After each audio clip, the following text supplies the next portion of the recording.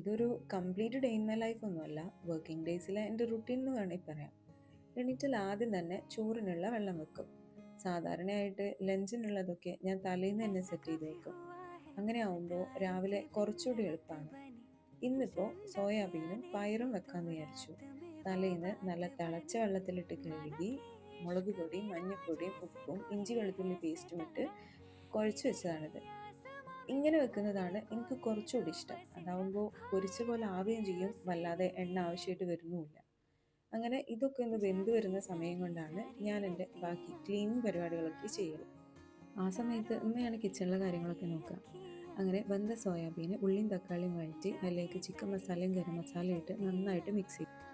അങ്ങനെ ബ്രേക്ക്ഫാസ്റ്റ് ഒക്കെ കഴിച്ച് 8 മണിയൊക്കെ ആകുമ്പോൾ ഞങ്ങൾ ഇറങ്ങും. സാധാരണയായിട്ട് വരുന്നതും പോകുന്നതും ഞങ്ങൾ ഒരുമിച്ച് തന്നെയാണ്. അപ്പോൾ വർക്കിംഗ് ഡേയ്സിലെ എൻ്റെ ഒരു ദിവസം ഇങ്ങനെയൊക്കെയാണ്.